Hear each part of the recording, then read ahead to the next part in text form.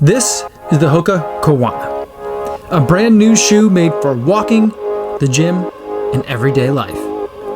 But is it any good for running? It's time to lace up these shoes and take them for a run.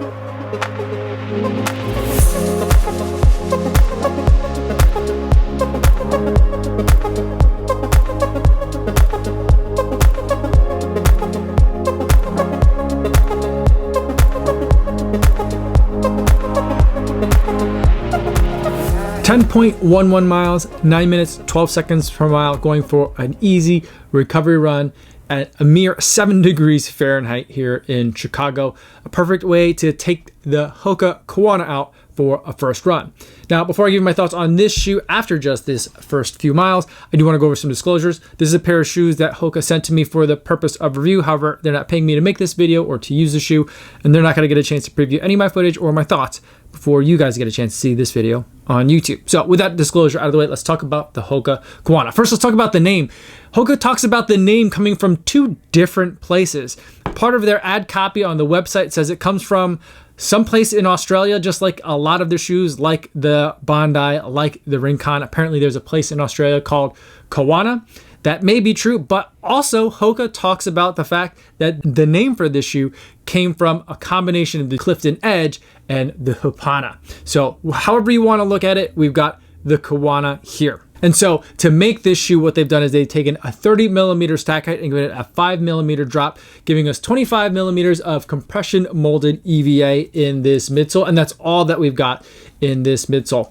On the outsole, we've got small pods of rubber strategically placed like a lot of the rest of the Hoka Road running line. There's also an early stage meta rocker. And all that means is the shoe kind of rolls forward a little bit. It's shaped and curved up at the front by the toes. So that way, once you get to like a certain point in your step, it kind of picks up the back of the heel and it feels almost as if you're stepping off the edge of a stair. And on the back end, it's also beveled in the back and it has a modified swallowtail design where only one side has that kind of like little extension back here. And what that's designed to do is make it so that way, if you are hitting further back on the ground with your foot strike, you're gonna have a little bit more comfort in rolling through from where you're hitting all the way through up to that toe off. Again, on the upper, we have a recycled engineered jacquard mesh, which is very stretchy and very comfortable. And then we have a moderately padded gusseted tongue. And the padding then continues along the sides with some bumper pads at the back of the heel cup. And then there's a nice amount of padding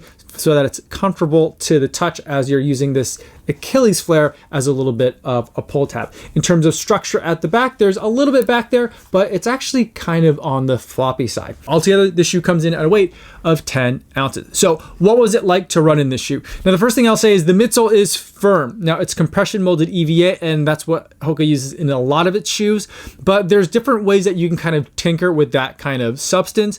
And here they made it a little bit more dense. And I think the main reason for that is that this is a moderate stability shoe. What that means is when your foot lands, it's going to prevent you from crashing in either too much inward or too much outward. It helps kind of keep your foot planted and hopefully also your ankles and then your knees also in a better alignment by providing that moderate amount of stability.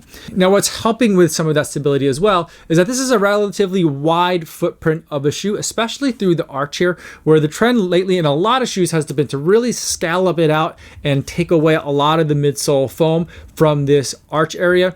And by doing that, it can tend to make shoes a little bit less stable, especially if you tend to overpronate, or in other words, if your ankles tend to kind of cave in a little bit. By adding back a little bit of extra material over here and by making it also a little bit firmer by the way that they've sculpted and designed this foam as well, it helps make sure that your ankles don't come tilting in too far as you're taking each foot strike. Now, typically when you make the footprint of a shoe wider, what happens is then it gets a little bit clunky, but then that early stage meta rocker in this shoe helps keep everything flowing really nicely. So even though this shoe is a little bit on the firmer side, I found myself actually quite enjoying the ride of this shoe overall. I felt like it rolled really smoothly, and I even found myself at a couple of points during this run getting into a little bit of a flow. I found all of a sudden I would realize that, hey, I've been daydreaming for a little bit here, and the last half mile, 3/4 of a mile, just kind of went by in a snap. And for me, when I'm on a recovery run the day after a really tough workout and I'm going for that run, if I could be out there and feel comfortable enough to be daydreaming, I feel like a shoe is really doing a fantastic job. And I think that the way that they're kind of making up for that slight level of extra firmness that's in that midsole is because the rest of the shoe is extremely comfortable. It's a beautiful design on this outsole. I love the color work on the shoe, but I also love like the way that this outsole rubble is marbled. There's like a very floral yin to it, and that's matched up top with like this dad shoe level comfort yang. I just love how comfortable this upper is. I normally really detest puffy tongues on a shoe, but this one, I really felt very cozy in the shoe, even though the temperatures were just 7 degrees Fahrenheit out there today. And the way that this soft mesh is kind of playing off with that padded tongue made it feel like my entire foot was under a lot of padding. I appreciate how wide the toe box is, how much space there is volume-wise at the front of the foot. Again, makes for a very comfortable yet cozy experience. But I think here in like the heel, it just feels like the shoe's already kind of feeling like a little tired. It's just kind of like blah. It's kind of like really open in this ankle. And what that translates to in my running experience with it is that there are times where I felt like I was not like secure enough in the ankle, and I felt like I was kind of not sliding around, but I felt like there was a little bit of play. I can maybe move to a runner's knot if I need to, but I generally like to avoid using the runner's knot and just tying the shoe in the regular way. Ultimately, it's not a huge deal, but it is something that I notice as being a little bit on kind of the large side in relation to the rest of the shoe. Now, come summertime, this padded tongue might make me a little bit annoyed because it's going to make the shoe a little bit hot. But for now, in these cooler temps, and I'm not saying it has to be 7 degrees in order to enjoy this tongue, I'm saying in cooler temperatures, fall, early spring, winter, I think that this combo right here is going to be really comfortable for running, not to mention if you're just wearing this shoe casually. And speaking of wearing it casually, there is a very, very soft insole in this shoe. It's so soft that you don't really notice it too much after the first couple of steps when you're taking it for a run.